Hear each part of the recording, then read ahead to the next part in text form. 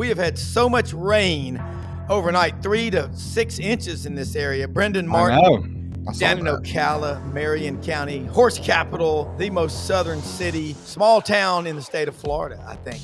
I just love the new things you come up with about Ocala every day. I'm just gonna put them all together, like the limestone, horse capital, smallest town in the most southern city. We're in the middle, bro. 90 miles from either coast. Okay, I got you. This horse country here, man. That's what we do here. That's it. Take a picture with your cellular phone of the QR code. Our man, executive producer Brendan Martin. We're up on Twitter, Twix, X, whatever you want to call it, Facebook, YouTube, 7 channels we broadcast live simultaneously. We do this, and you can watch us again. If you miss us live, go catch us later on the exercise bike, walking. On the flip side, man. On the commute. A lot of when wheels are up, you're going from Orlando to Dallas on a flight. Watch Sidelines. We do it every day, and we got 8 shows on this channel, the SEC Sideline Sports Network. Nobody works harder than a dozen Mennonite farmers and Brendan Martin. I'm telling you what. Nobody. And he could do a barn raising himself. Let's get started, man. We got John Hartwell, AD at ULM, Coach Matt Dean over in Memphis. Matthew will join us in a moment. Right? Will join us in a moment, yeah. And then we're going to have Chris Lee of Southeastern 16 on in the second half. Look, man, I love competition. It is the spice of life, as Coach Pratt used to tell us. Looking at this World Series, we have 6 conferences represented out of the 8 teams. The last 2 standing, and by God, looking at that Coach Scholl for Coastal Carolina, you better, by God, pronounce that nickname right. And I'm going to let a native Mobilian who doesn't eat seafood as it's ever been frozen because it's not really seafood, says Will Johnson and John Hartwell. A man that Wenzel's has a table set anytime he's in Mobile. John Hartwell, AD. John, that was a 1-minute intro. I clocked it. I appreciate the accolades there, Rob. Yeah, that game last night, it was funny because one of our local sports guys here in Northeast Louisiana, I saw a X post earlier this morning, and it said, all of the bad karma that any other athletic program may have over a period of years in the state of Louisiana, all of that luck goes to LSU. And man, when you look at that last inning last night, whether it was the decision, and man, you got to feel, regardless whether you like them or not, or you call the Hogs or not, you got to feel bad for Arkansas this morning because you have a ground ball, and especially feel bad for that pitcher. You have a ground ball, runners first and second to the shortstop, routine double play ball.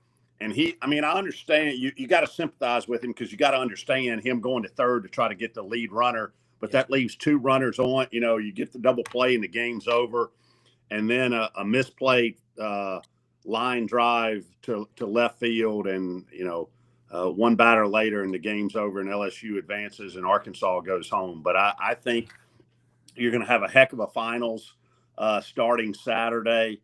But hey, the Chanticleers, Sunbelt proud, baby, have won 26 games in a row. They are for real. They've obviously been there before, being the 2016 national champions, and I think it's going to be a heck of a series. But hey, it's hard to argue with 26 in a row, and so I'm going with the Chanticleers and the Sunbelt winning another national championship this weekend in Omaha.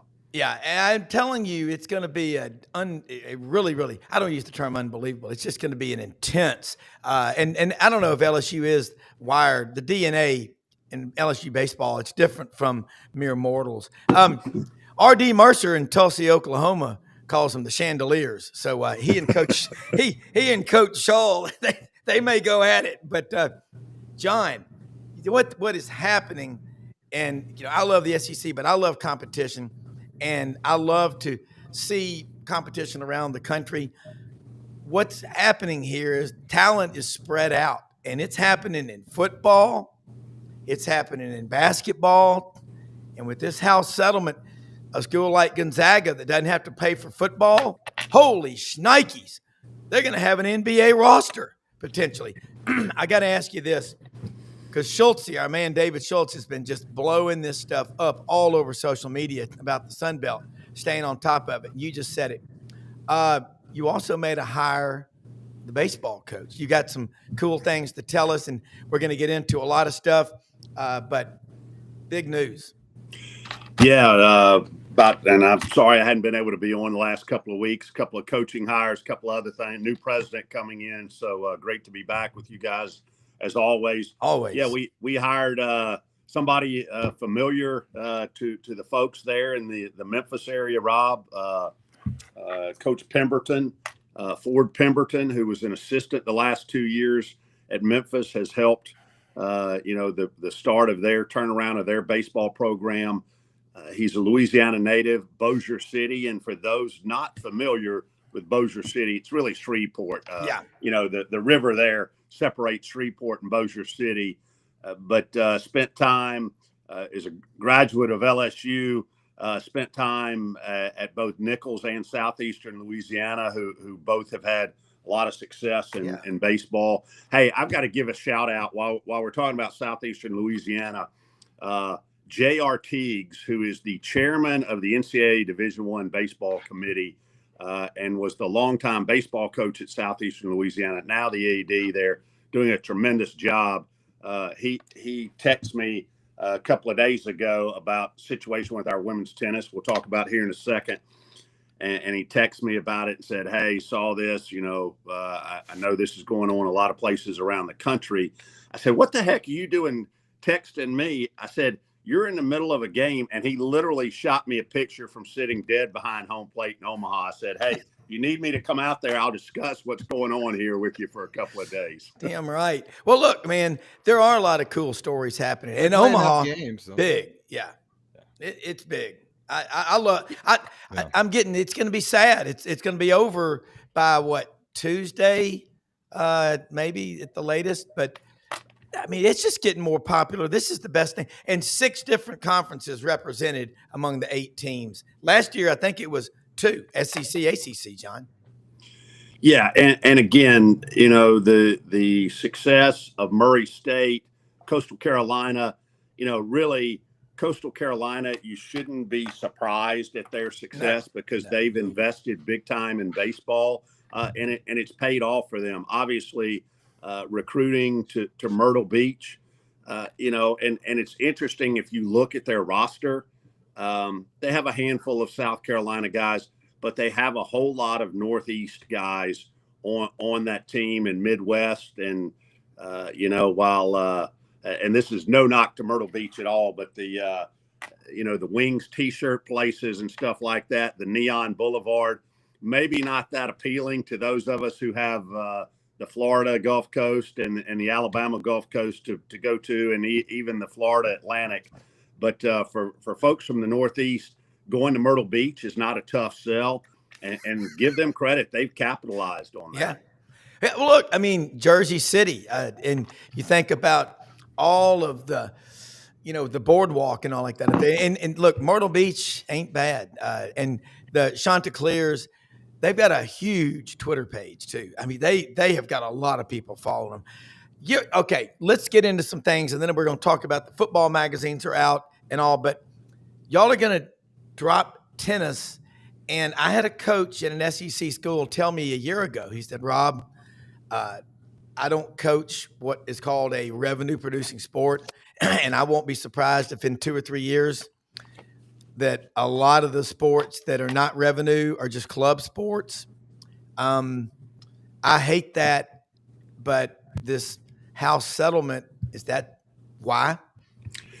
Well, yeah, it's an indirect impact of that because again, even at the Sunbelt level, for the next 10 years, we're losing $300,000 a year of distribution.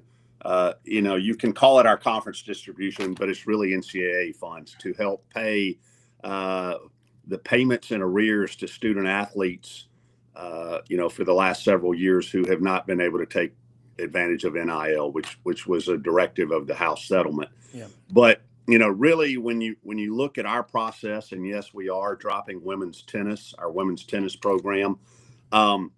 It's not to, as I've had several media interviews here the last couple of days, it's not to turn around and put the money saved from that program into the pockets of men's basketball or football student athletes in terms of revenue share. It's really an effort from a financial standpoint to help try to balance our budget. And so when you look at it, there were a lot of factors that went in there. And the really important thing is, because I know some people may be saying, well, Title IX, how can you drop a women's sport? Well, here's what we're doing is we are reallocating all 8 of those scholarships to other women's sports only after any of our current student athletes, who obviously they aren't going to be playing tennis here anymore. Part of that rollout is to honor their scholarships, whether they're a rising sophomore or a rising senior.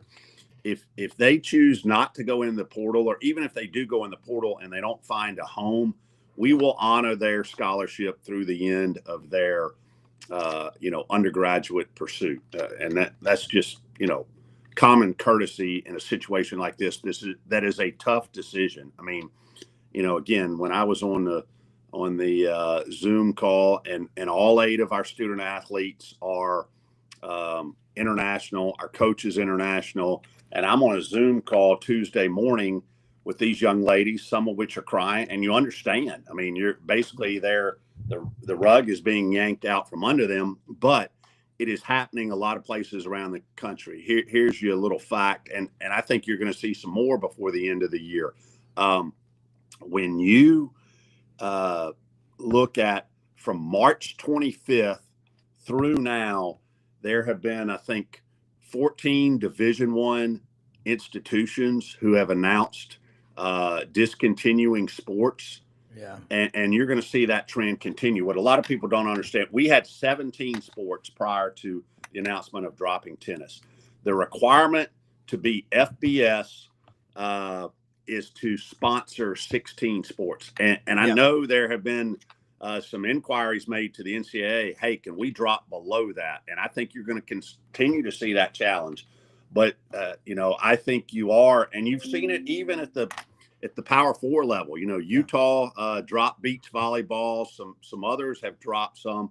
And I think you're going to continue to see that, maybe on a different scale. But all of us have economic challenges, in the new version of what college athletics is. Yeah, I agree. I mean, I remember 1981, Tom Milkovich was coaching wrestling at Auburn. They were number 7 or 8 in the country. Sweet Umbaugh won 39 SEC championships at Auburn. He's in the Hall of Fame in Stillwater, Oklahoma. Coach Dye becomes AD and football coach. Back then, you did it for the extra money, okay? They had to drop wrestling because it was costing $150,000 a year. I hate that, because I'll tell you something. You can tell people that don't play sports when they become adults. You can tell those that did not play sports coming up, and we're lesser for it. I hate that. That's all I did as a kid was go to swim practice every morning at 6:15, 6:30, and play tennis 3 or 4 hours a day. I'm not a great tennis player, but it's all we did. And but that's life, and they'll figure it out. I got to ask you, I like these comments. Blind Squirrel Sports. Now, there's a debate, John. Buena Vista, Georgia, or Buena Vista? Now, I say he's from Buena Vista. A wise man once said, baseball is a crazy game. And another wise man allegedly replied, real life sucks, man. But as Dave, I got to meet this. We got to get him on the show. But as Dave Van Horn might say, the game is a game. Condolences to Dudley and congrats to Frank. And by the way, I'm over in Parkin right now, about to go to Memphis right after the show. They're not going to close the bridges in Arkansas, but it's a good idea. I feel I have so many Arkansas friends, and it would have meant so much to the state of Arkansas. But it's going to mean so much to the state of Louisiana if they win it, or for the Chanticleers. Wow, that ending, John, the end of that game. Have you seen anything like 3 consecutive plays like that? No, remember, had Arkansas won, they still had to play LSU again today. So there's nothing. But how would you have handled that as Dave Van Horn? And what do you say to these guys? Because we've all dropped the ball once or twice in our lives. That's a sick feeling. Yeah, and there were, and I didn't even mention, the final play, the base. I think it ended up going as a base hit, but the second baseman climbing the ladder, having the ball hit his glove, and it was a shot. Oh yeah, you got to give credit there, but he didn't make the play. But so you've got, a second baseman, a shortstop, and a left fielder who all, and again, for those of us that have played sports, you all have had that feeling at some point in your career when you feel like you let your teammates down. And I'll show my age a little bit here. I think you guys are all in the same category. I mean, you could take a 10-second clip, and I think ESPN did a really nice job of capturing it. But I hearken back to the days of ABC, Wide World of Sports, the thrill of victory and the agony of defeat. Yeah. I mean, you saw it right there on both sides. And I tell you what was really, really class, as exuberant as all of those LSU players were, you saw 3 or 4 of them kind of peel off and go try to console the opponents, man, because those Arkansas kids were heartbroken, and understandably so. Yeah, I mean, I can tell you, I believe it or not, at kick 6, I was sitting next to an Alabama fan, and I consoled him. And then I said, that's life. Sometimes you get the shit in the stick. And But I mean, it's a sick feeling. And to see those LSU guys do that, because my God, I mean, if you're think about that Arkansas baseball program, that was the 10th World Series for Dave Van Horn. He hadn't won it yet, but man, they're always, and they'll be back next year, but that showed a lot of class from those LSU guys. Well, John, to me, baseball is sort of different that way. You play a lot of round robin tournaments. You play in a lot of these, where you're in the same vicinity, a la Omaha, for a long period of time. So you see each other outside, in passing games, you make friends. You realize that you're a part of a family of baseball. Yeah. But you compete on the diamond, and you get it. But I played baseball started when I was 8 years old. Yeah. I didn't get good until probably my last 2 years, but sucked all the way through. I bet you. Unlike Rob in tennis, huh? Yeah, unlike Rob in tennis. I sucked. I was afraid to get hit. I thought the pitcher was going to hit me with the ball. I was a guaranteed out, for sure. So, but along the way, I never quit because my friends kept playing. Yeah. Right. And I kept showing up. And then not to digress, one day I came across an amazing coach who was a guy that cared and he went through this whole, the league thing, and he had to draft players and all that back then. And then this guy shows up and he says, nobody wants these other players. They all suck. And this guy stood up, and his name Walt Tomoka. He's great. Pictures on the wall. He's a mentor of mine. He stood up and he looked around the room. He said, you should all be ashamed of yourselves. All of you should be ashamed of yourselves. And then he says, I'll take this team and the team that I drafted, and I'll beat your ass in both leagues. Yeah. And he did. He won both leagues. He called us the Ragamuffins, and they were the Juggernauts. And he had his A team, and we were literally the leftovers. And he just worked us and brought us into that other family of really great athletes, and we were around them that we never had that access, and they brought us in as a family. And next thing you know, we believed we could win and be as good as those guys.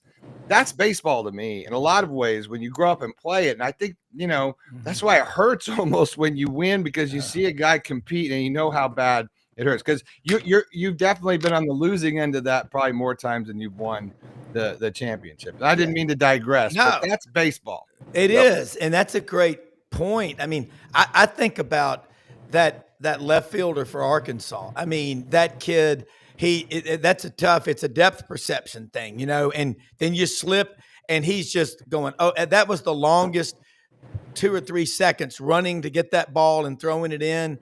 But But, I go back to the greatest advice ever is you got 9 innings to get the job done. You got 60 minutes in football to get it done. Don't let it come down to the last few seconds. If it does, it does. But the one thing, these Arkansas, if I were the Arkansas coach and those guys, I would have just gathered them all around and said, hey, man, either, we all win together or we die as individuals, and we lose together. And that's the thing that you learn. But Dave Van Horn, I know Butch Thompson, and Butch loves that guy. And I know Arkansas fans right now feel lower than a snake in a wagon wheel rut. But they will be back. And LSU, you know what? Give credit to LSU because they never quit. They could have lost that game, and that you could tell they were tired. But damn, man, that's baseball, though. That's right. That's baseball. Why you got rally caps. That's why you believe you can come back, because you probably played a game where you did. There's a lot of superstition, John, in baseball in there. Yeah, there really is. Hey, the other thing, and I know, our listeners, and we talk about some of the things sometimes. I know people talk about, oh, the NCAA doesn't do this or they do this or whatever. Here's one thing that's been done right in terms of the format of the College World Series. Mm-hmm. And I know we could have had a game today if either Louisville or Arkansas would have won. But the fact that there's a day off tomorrow, and now with, neither one of those teams getting pressed, we have 2 days off. Excuse me. You're going to see an unbelievable 2 or 3 game series because both teams' best pitchers will be fresh. Yeah. The players will be fresh. And I think it's going to be, I'd be shocked. If there's an empty seat, which I don't think there will be in Rosenblatt Stadium this weekend. And then 2, I think the TV ratings are going to be through the roof for this series. Well, they're going to crack 3 million. I'm willing to say. Because there's the Chanticleers am I correct on that? Yes. The Chanticleers, yeah, which is a rooster, a beautiful rooster. And my Eggman up on the ridge has about 7 different kinds of chickens and 1 rooster and 34 hens. That's a lucky rooster is all I got to say. But Brendan's right. When you see as a kid, there's a lot of daddy ball, the loudest dad in the room, he's going to coach and his son, by God, is going to be the quarterback or he's going to be the pitcher or whatever. Daddy ball only gets you about through middle school. You get to high school, it's a real kick in the balls, what reality is like. And what you saw last night, that level of competition and that shortstop for LSU, he's about 5'6" I think he's from New Mexico. Same state that Diego Pavia is in. What is it about the alpha male culture? Diego Pavia, by the way, state wrestling champion 2 years in a row at Volcano High School in Albuquerque. I'm sorry. John, was that the correct pronunciation? No, they say it down in South Alabama, Albuquerque. No doubt. You better watch if you're talking smack about Albuquerque now. Albuquerque's a badass. Hey, Albuquerque. Hey, you better watch it. Better Call Saul is going to come after you. Yeah. Right. Hey, you ain't been to the pit yet, bro. You want to go to some place and see some basketball? Go down to the pit. Check it out, man. One of the greatest places to watch a game. I have heard it is incredible. It is. And yeah, you're right about that. But John, and I don't know what happened to Matt, but he's back in the coaching world. For all we know, a stud recruit came by with the family and said, hey, we'd like to talk. And Matt's like, Rob, you'll have to wait. Well, we're going to bring in Chris Lee because whenever he comes on, his time's valuable, just like Mr. John Hartwell's is. So and listen, Southeastern. Yeah, Southeastern 16, man. John, say hello to Chris Lee in Nashville. The Southeastern 16. Hey, Chris, how you doing? Hey, John. Good morning. John's AD at ULM, so we got Sunbelt, we got SEC. But you know what? I love competition. I hate it for the Hogs, but you got to love it for LSU. And Chris, your take, and we're talking some Omaha big time. Yeah, I mean, first of all, hats off to LSU for advancing. Tremendous program. My pre-tournament pick to win the whole thing and looking like a title team for sure.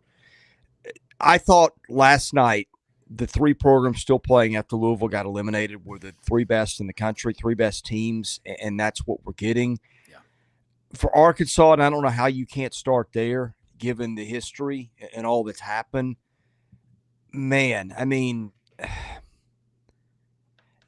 there are painful losses, and then there's one like that, right? Where there's like there's like a half dozen things that you can point to, and you say, if they just done this differently or that differently, or this happens, we got another game tonight. But that's not how it goes, and that was one of the hardest losses, just as a neutral observer, to sit there and watch because of the way it went down. You literally saw two starters walking off the field in tears for Arkansas, that were involved in two plays in the ninth. And it just, I think those two programs are tremendous. I've got a lot of respect for both of them. And I wish it had just ended differently than it did. Yeah. And all of us, I mean, I can say if you've ever played sports or you got kids that do, Brendan, you got the travel soccer. Chris, you got it. John, you got it. You're an AD. John, what do you think, Hunter, Yurachek and Dave Van Horn talked about, other than, I would say, Coach, you know what? You get us here every year. Eventually, it's going to happen. That's what I'd tell him. Yeah, I mean, as an AD, you just got to put your arm around your coach and love on them and say, hey, this sucks. There's a pit in everybody's stomach. But you know what? 3 months from now, you're still going to be kicking yourself. But you know what? You were also out of 300 plus Division I baseball programs, you were in the final three, and you were literally, a split second decision not to throw the ball to third from the shortstop to second base to turn a double play. You were that far from living again to playing today. And who knows, you can say all you want to about, they don't have much pitching left. Hey, you gotta, that's what is so great about baseball. You got to go play the game. You never know what's going to happen.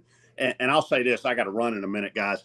With all of the beef about people talking about the House settlement, NIL, and what's happening to college athletics, last night was absolutely everything that's great about college athletics. Has it changed? Is it going to continue to evolve over the next 5 months, 5 years? Yeah, absolutely so. Yeah. But the passion, and again, I go back to the wide world of sports analogy, the thrill of victory, the agony of defeat. Yeah. And if you're in it long enough, you're going to be on both sides of it.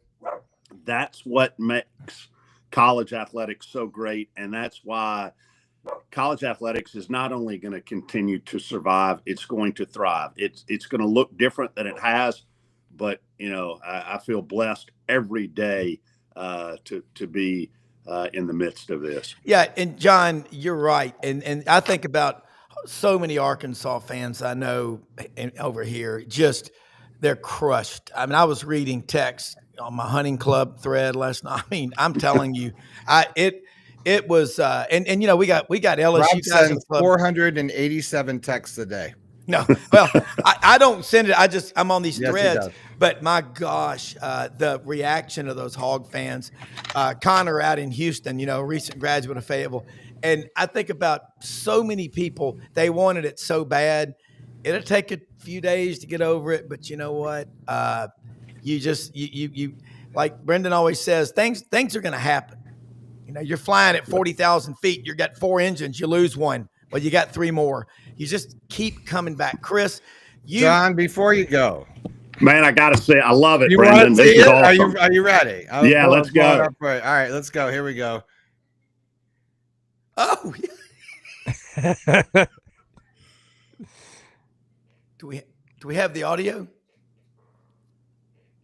Oh wait, hold on. The audio. Let me share the audio.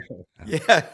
Well, I usually don't share the audio when I share these things. I'm hearing the audio. You guys aren't. Hold on. It's the best part about it. Hey, while he's figuring that out, Rob, I got to say one more thing. Hey, I'm surprised you don't have Frank Duffy on here this morning, because I can picture him celebrating. He's got a spoon in one hand, stirring the gumbo, and a Bloody Mary in the other, celebrating the. He texted last night. He was at the yacht club in New Orleans with Winthorpe and Jeeves, having a big time. Here we go. All right, I think we got it here. Hold on. Here we go. All right.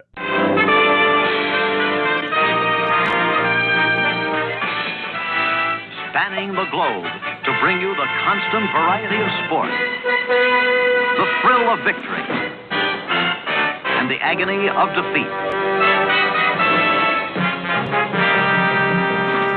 The human drama of athletic competition.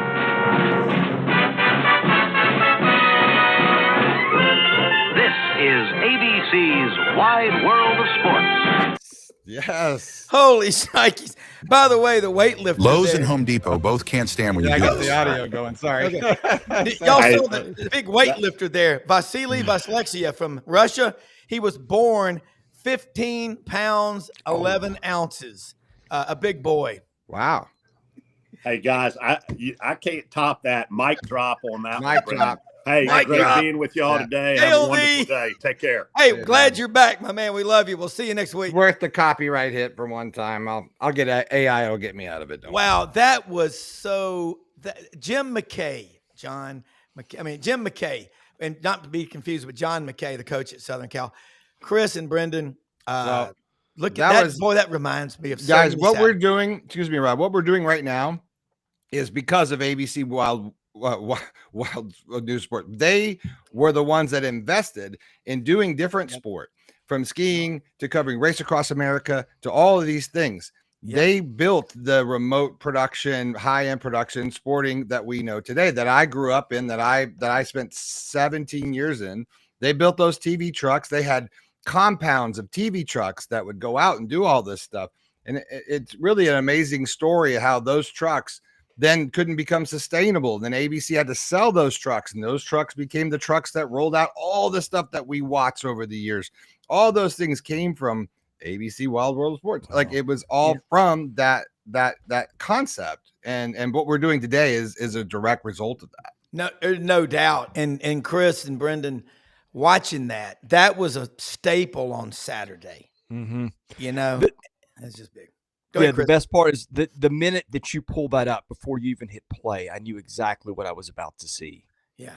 And I'm with Maury Gaston. It gives you That's goosebumps. branding. It gives you goosebumps and chills watching that.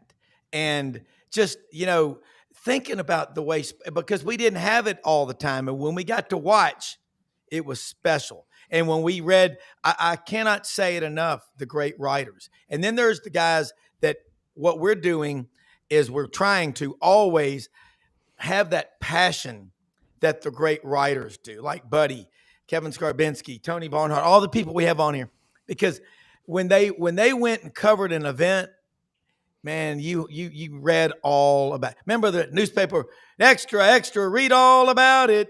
I mean, you can't get better than that, Chris. And you I know you cover football and basketball with passion, but I think you would crawl to Omaha to watch the World Series.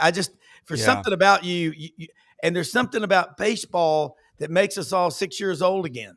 Yeah, and look,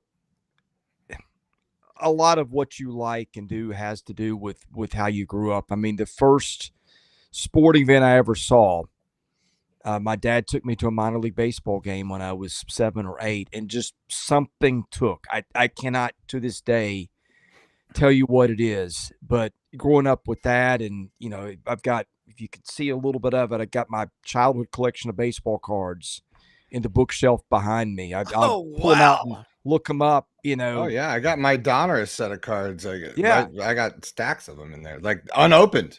Yeah, well, keep them that way. By the way, yeah.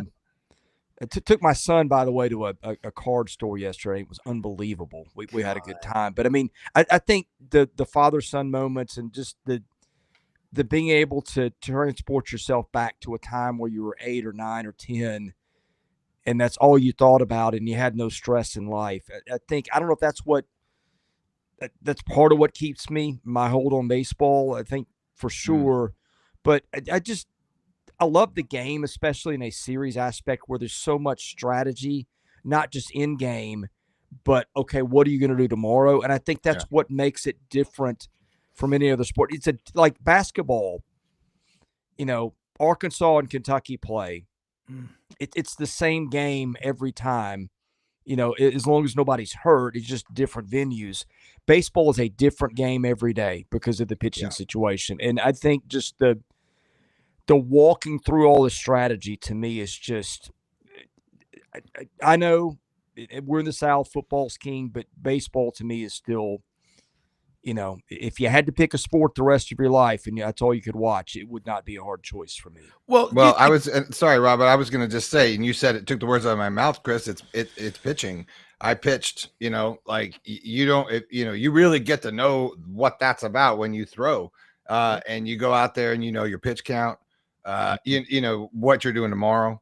How many you're going to throw. When you're, you may play, you may not play, you may come in, be asked to close, especially when you're younger. You may ask yourself. I mean, look, it can be the greatest mound in the world. You could feel like you're on the highest tower of the planet, and it could be the scariest and loneliest place in the world. You're out there, but that's, like I said, that's baseball, and that's what makes it great. The designated hitter, or not having the designated hitter, or whatever it is. You're right. It's like chess, right? It's just and I think people don't understand that when you're not saying a pitch and a hit, you're watching strategy. You're watching, you're watching, and people don't know what to watch for. Like signals from third base, like they don't understand the game behind the game, the gamesmanship of the game, the strategy. It is a giant chess game, isn't it, Chris? And all sports have that too. But I think the thing I like about, like in football, the bigger, stronger, faster team in college sports is just going to dominate most of the time. I mean, you line up and, you put LSU against University of Ohio and maybe one time out of 100 that might look different, if something really goes crazy. Yeah. Baseball, it's not like that for the most part. Well, and I think that's what's drawing so many eyeballs to TV. And I'd love to see if they can crack 3.6 million viewers. That would be a significant milestone. But I will say last night, ESPN, you go straight to Scott Van Pelt and Kyle Peterson. I thought those are two. I mean, if you don't like, I really like Kyle Peterson. Former number one pick, Stanford All-American, major leaguer, and Van Pelt they had empathy for what Arkansas went through, but they also, you have to give respect to LSU because LSU could have folded. Okay. There's two sides to that thing, but obviously the focus is on Arkansas, the 3 straight plays. And John said it right. College athletics are going to be stronger than ever. We are going through a correction right now. This is a correction in the market. Okay. But we always come back. How many times have we been told it's over to bounce back? We will, because if you don't think winning and losing matters, in spite of NIL deals, you were not watching that game. Mm-hmm. And there will be stories and lessons learned forever from what happened in the 9th with 2 outs. And that's right in front of us all. You're right. I can't wait till we get to the place where we get through and I think the changes are going to bring better things to college sports once we get there. I mean, did we all not get a little sick? And I'm not talking about these, but okay, the question for football season is, can anybody come within 2 touchdowns of Alabama or Georgia? That kind of thing. I mean, when it feels like it's over, once we get to a certain point in the season, that's not a lot of fun. I think a lot of the things that you're seeing, and you look at the way the playoffs played out last year in college football, we saw that. Now, there's all the levels of chaos and disorganization and no guardrails and no rules and empowering of the least ethical people in sports that none of us like, and I can get. But that's number one. And then I don't even remember where I was going with the other part. I think it was back to baseball. Oh, the least ethical. I like that phrase. Back to baseball. Like, it wasn't just 3 things. Like, it was pitching to Jared Jones. It was having a freshman left-hander in there who's Cole Gibbler's immensely talented, but they had more experienced guys. Like, there were a half dozen things that happened in the 9th inning alone that they're going to be rewound for God knows how many years in Fayetteville. Yeah, and you every fan base out there has a book like this on the shelf of things that have happened. You pick the school, and it has happened to you. So I really have a deep disdain for people who sit on their ass at a football game waiting to hear scores of their rivals losing. I mean, I have enough pride in my own school that I just love my school. I don't hate anybody. I don't think hate is a virtue that's good. Unfortunately, it's taught, but it's a learned behavior. But if you're a fan of sports and you watch the ending of that game, you're going, "Oh my God." Those guys, they had it until they didn't. But what makes us come back for seconds and thirds in sports is there's always tomorrow. Yeah, and boy, had there been a tomorrow, next season, literally, it would have been fun to watch for both these teams. And said, I think somebody earlier in the show said, in a few days they'll get over it. I think it's going to take more than a few days in Fayetteville. I think that's going to linger for a while. And I'm not superstitious at all. I'm the least superstitious person on the planet. But watching that fan base, and we have a lot of them in our chat at Southeastern 16, they've just been convinced. You heard it during the season. We're not going to win. We're just cursed. And I'm like, no, your team's good enough. Forget all that stuff. And then to watch that happen in real time last night after the memory of 2018 and the drop, pop, fly, foul, and all that. I mean, you're just like, my goodness. And that was 2018, and I think everybody remembers that. And you just start thinking about the psychology. If I was Arkansas, you know who I'd go hire? Dr. Kevin Elko, sports psychologist. Yeah. And I've been in a room where he came and spoke to us and talked to him, his checklist of 7 things. But there's a lot. Some teams think they're going to win. Other teams know they're going to win. I think the DNA of LSU, Matt Dean has his power back on. He is back. By the way, Chris, we had a storm, or as my grandmother from Hohenwald, Tennessee, up in Midstate called it, storms.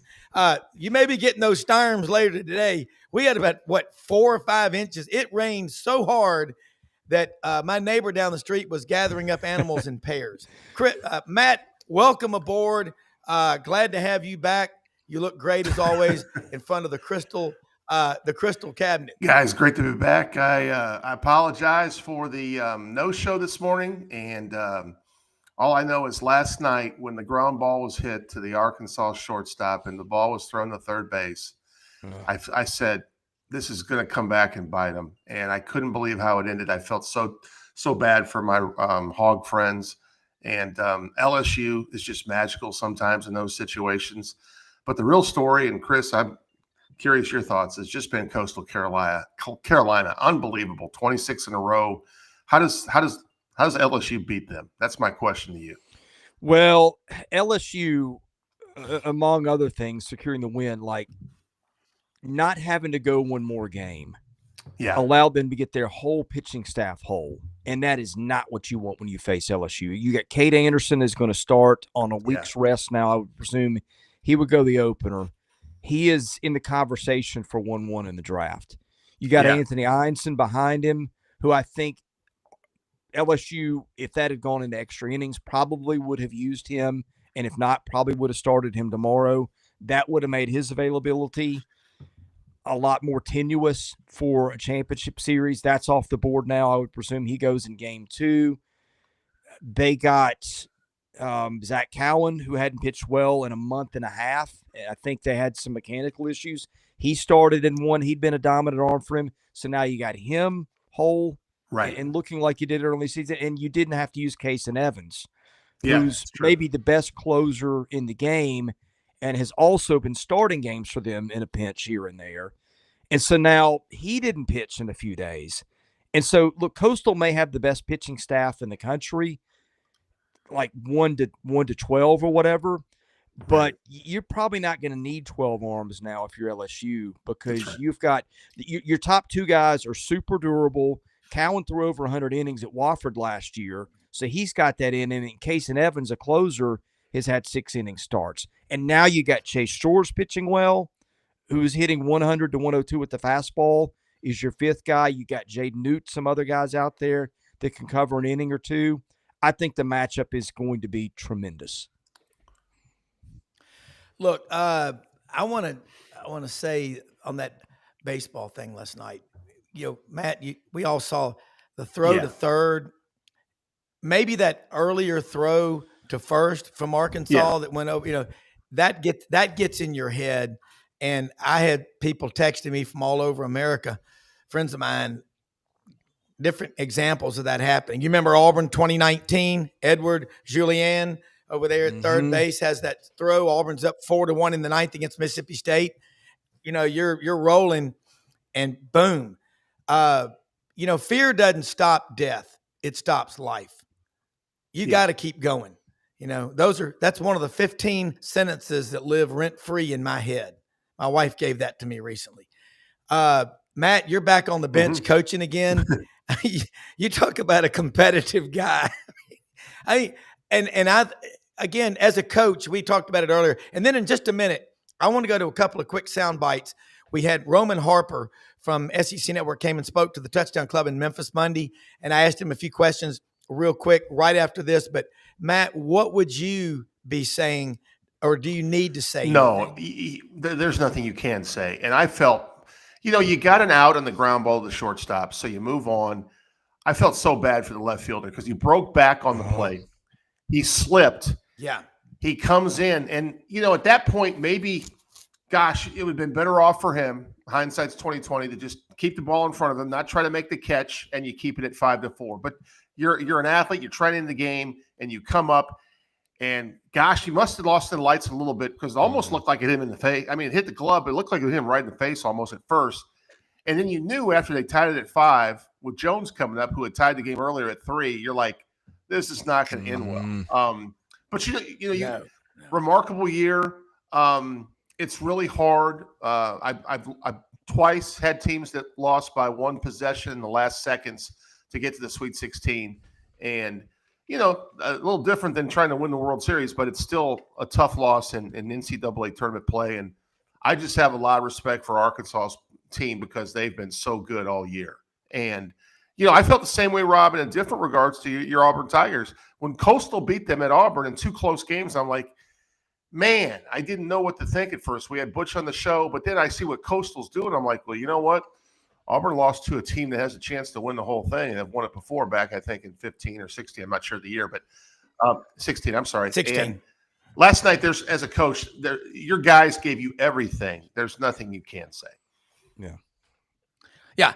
I would agree with that. And Brendan, I don't know if we have the sound bites, just kind of bring them up if we do. But Roman, I think let's talk about these quarterbacks coming into the SEC this year, starting with DJ Lagway at Florida. What does he bring for Billy Napier in year 4? Excellence. This kid is a difference maker. He makes everybody on that team better. It was amazing to see. You changed one position, and that was at quarterback last year, and everybody on the Florida's roster got better. They played better immediately.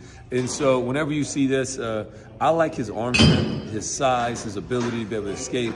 Yeah. And then he just throws guys open, and the deep ball is always up when DJ Lagway's in the game. That was the one thing that jumped off the tape immediately was how many more deep passes were coming alive when DJ Lagway was in there playing quarterback, and that if you were 40 yards down the field, 55 yards down the field, you still had a chance to get the ball down the field. Yeah. Roman, SEC race this year. Last year, Georgia took out Texas twice, in Austin, in Atlanta. Cole Kubelik last week said it's because they're more rugged than Texas. Texas will still, rugged. Yes, that was the read and react word. Okay, I was like, but I would kill him with that word. If he used that, I would like, really? Okay. Yeah. So go ahead and tell us what do you think is going to happen this year, based on what you know up to this point, because a lot can happen in the next couple of months. So I'd like Texas to have a better season than Georgia this year, but Steve Sarkisian in Texas has to figure this thing out at some point because right now they got the same problem that Georgia has versus Alabama. They can't beat them. And so if Georgia can't beat Alabama, Texas can't beat Georgia, something has to give because this year's game will be at Georgia and Athens, which Georgia's got a lot of their tougher games on paper in Athens this year. So that really bodes well for Georgia. But it'll be interesting because Georgia has to continue to, replace a lot of talent, especially on the defensive side of the football. And offensively, we got to see who they're going to be. And Roman gave such a great talk, and looking forward to his TV show coming back on the Monday night with Cole Kubelik, Read and React. But golly, talking football and baseball, what a great time of year. And both of y'all get it when it comes to competition. And we know LSU, Coastal Carolina, best of 3. Starts Saturday, so it could go Saturday, Sunday, Monday. They don't take a day off between those games. It's 3 straight. Roger? Correct. Okay. So Monday night, college sports are over for a few weeks, and they kick off July 14th. I've got my credentials, my hotel room, and everything ready for SEC Media Days. Hope to see you there, Chris. And, get your thoughts real quick. Matt, you first, and then Chris on what you think is going to happen. Then I want to say something right after that. I'll just say, let's go SEC. I think LSU is going to find a way. But, I told my wife last night when I saw that Coastal had won 26 games in a row, I'm like, that just tells me that their win streak transcends who they're playing. They are as good, if not the best team in the country. I do like Chris's breakdown in the prior section where he talked about the pitching situation. So that's definitely going to be really interesting. And there's just a lot of really good. The one thing I noticed this whole time, Chris, this whole World Series is the amount of arms out there. And I also thought, I missed, I didn't get a chance to talk to John earlier, but you got a Sunbelt team in the final again. And just the sport of baseball, you can't really do this in football. It's hard in basketball, especially with the money these days. But in the sport of baseball, if you can keep some of the key pieces on your roster with your money, you got a chance to make a run. But I'm going to go with the SEC. Yeah. Chris Lee, you're next up on the podium. I'm going with LSU in 3 games, but I think Coastal could win it too. And as an aside, I love seeing games in this venue. I'm so sick of slow pitch softball that this has turned into. And I don't know how you pitch in the current environment between all the conditions in the small ballparks. And I love seeing this, and I also like seeing Hoover, where it feels like, okay, this is more real baseball, where everything is valued and not one fluke ball, clearing a short wall to put 3 runs on the board and changing the complexion of the game. That is a great take. I mean, it's strategy. I mean, and so much is when you see those coaches walking out to the mound, I mean, they're very calm. Yeah. And I think that I watched last night. It'd be cool to have a mic on these guys. And then after the season, what they're saying out there, because the pressure's there. If you want to live a life that most people want, you got to be willing to live the life that most people won't. They're not willing to put the time in to do. And, we're seeing now people attacking because they lost a bet online. Yeah. Put those people in the wood chipper, in my opinion.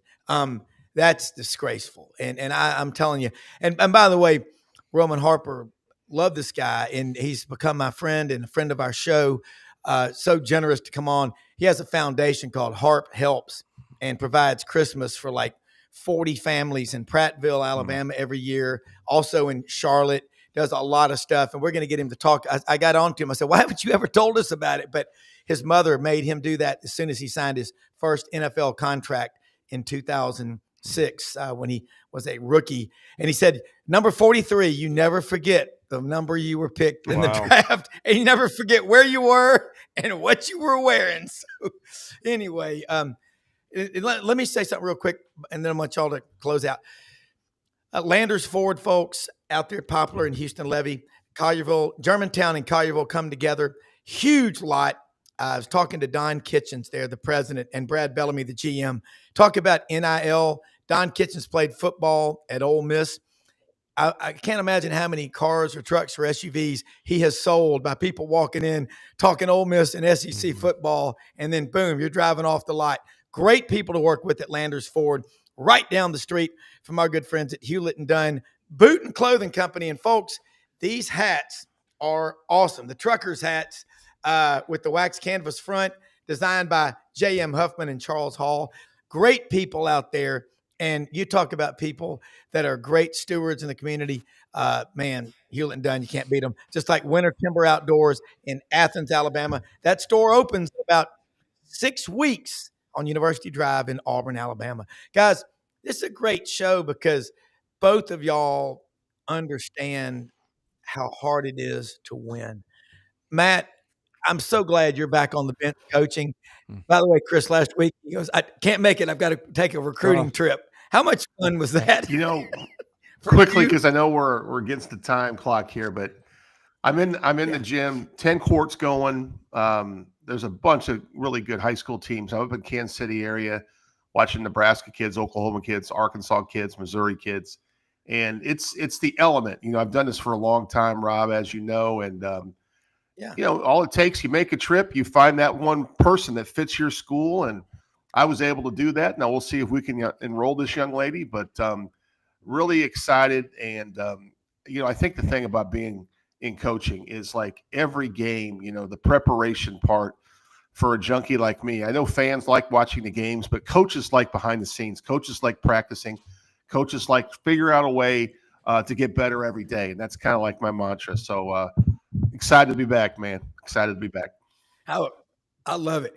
Chris, let them know how they can follow you as well with all the great work you're doing at Southeastern 16, and then we'll wrap it up. Yeah, just go to YouTube, Southeastern 16. You can find us there. Podcast platform, same thing. We cover baseball, football, and men's basketball year-round. Well, man, we are so blessed to have y'all. I like Blind Squirrel Sports. Excellent show, gentlemen. It's a team effort. It's not about one individual. It never is, never will be. Hope everyone has an awesome day. We'll see y'all both next week, and a lot of baseball between now and then. Thank you. Brendan, man, that was so cool pulling up the thrill of victory and the agony of defeat with Jim McKay.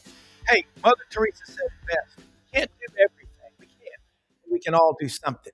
And we're all blessed beyond belief. It's like talking to Roman. We're all blessed. Let's give back. Most often we see the face of Christ in the least among us, and we live in the greatest country in the history of the world. We'll see you today at 5 p.m. Eastern, AU Undercover, Buddy Martin Show tonight. Thanks for watching. For executive producer Brendan Martin. Good night, John Boy. Have a great day.